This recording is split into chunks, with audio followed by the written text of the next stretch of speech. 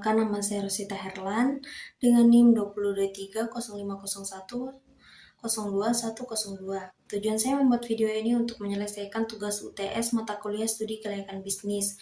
Jadi untuk mempersingkat waktu, langsung saja saya jelaskan materi kelompok pertama yang berjudul Pengantar Studi Kelayakan Bisnis dan Ide Bisnis. Studi kelayakan bisnis adalah proses analisis sebelum usaha dijalankan untuk menilai apakah usaha tersebut layak atau tidak. Tujuannya adalah menekan risiko kerugian dan memperbesar peluang keberhasilan.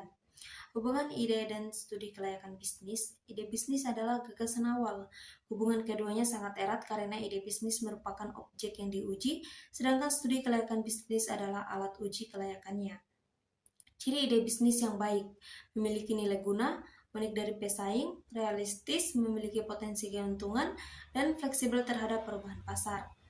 Materi kelompok 2 itu yang berjudul Aspek Pasar dan Pemasaran. Pasar dan pemasaran. Pasar terdiri dari pembeli nyata dan potensial, sedangkan pemasaran adalah proses memenuhi kebutuhan manusia lewat pertukaran produk atau jasa.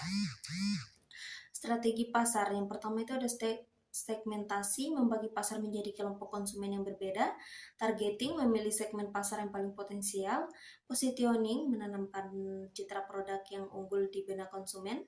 Permintaan dan penawaran dipengaruhi oleh harga barang itu sendiri, pendapatan masyarakat, selera biaya produksi, hingga teknologi. Dan yang terakhir itu ada marketing mix atau 4P. Strategi utama mempengaruhi konsumen melalui produk, price, place, dan promosi. Selanjutnya itu materi kelompok 3, di mana yang berjudul Desain, Proses Produksi, dan Operasional. Desain dan analisis produk. Desain adalah identitas dan daya tarik visual utama bagi konsumen, sedangkan analisis produk dilakukan untuk mengevaluasi kualitas, manfaat, serta keunggulan produk.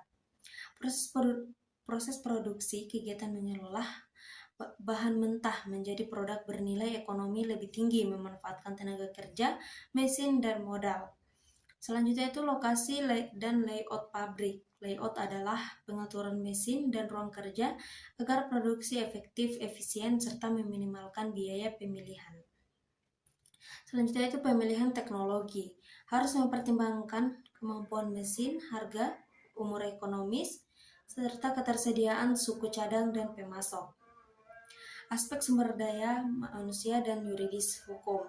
Manajemen sumber daya manusia diperlakukan job analisis jabatan untuk menghasilkan job description atau deskripsi tugas, dan job specification atau kriteria syarat jabatan. Fungsi sumber daya manusia mencakup perencanaan, pengarahan, kompensasi, hingga kedisiplinan. Aspek hukum legalitas. Legalitas usaha diakui negara melalui bentuk badan hukum proses izin. Kini dipermudah lewat sistem OSS atau Online Single Submission. Regulasi internal dan eksternal menggunakan AD/ART serta wajib tunduk pada aturan negara seperti Undang-Undang PT Nomor 40 tahun 2007, Undang-Undang Perkoperasian, dan Undang-Undang UMKM. Selanjutnya itu materi kelompok 4 yang berjudul Aspek Finansial dan Manajemen Organisasi. Aspek finansial adalah seni mengelola uang yang meliputi investasi, pengelolaan risiko, dan keputusan keuangan. Komponen analisisnya meliputi kebutuhan dana investasi, modal kerja, sumber pendanaan, dan proyeksi arus kas. Manajemen organisasi adalah wadah kerjasama untuk mencapai tujuan menurut Mintzberg.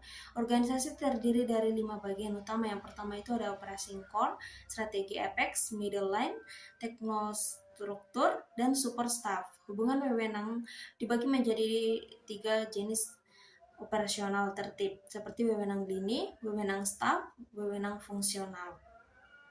Materi kelompok 5 itu yang berjudul Aspek Sosial dan Ekonomi. Aspek sosial merupakan hubungan dengan masyarakat, kemampuan melakukan interaksi dengan masyarakat, dan target kontribusi dengan sesama kehidupan. Kehidupan sosial sangat penting agar hidup menjadi lebih bermakna dan menyenangkan.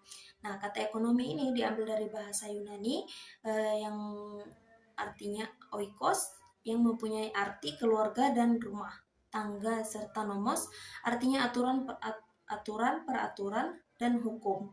Dampak positif dari lingkungan sekitar seperti meningkatkan pendapatan masyarakat, membuka lapangan pekerjaan baru, menambah pendapatan daerah pusat, serta pembangunan sarana prasarana jalan dan listrik. Ada pula dampak negatifnya, berpotensi mengubah demografi, budaya, gaya hidup, kesehatan, hingga struktur sosial masyarakat.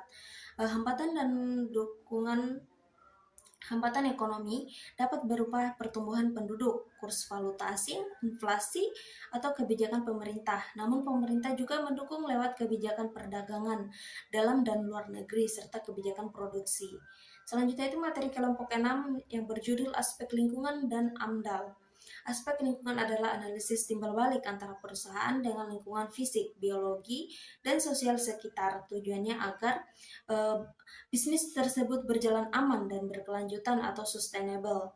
Dan peran AMDAL, kajian dampak besar dan penting sebagai dasar pengambilan keputusan. Komponennya meliputi KA ANDAL dan RKL atau rencana pengelolaan, dan RPL rencana pemantauan. Upaya perusahaan untuk mengelola limbah, cair padat dan gas menggunakan teknologi ramah lingkungan, melakukan penghijauan, serta melakukan pengawasan berkala. Contoh nyatanya itu pengawasan limbah air bersih PT Bumi Daha Sejahtera, pemanfaatan limbah menjadi pupuk organik, dan budidaya rumput laut yang menjaga ekosistem. Mungkin itu saja yang dapat saya jelaskan. Lebih dan kurangnya mohon dimaafkan. Saya tutup dengan ucapan wabillahi taufiq wal hidayah. Wassalamualaikum warahmatullahi wabarakatuh.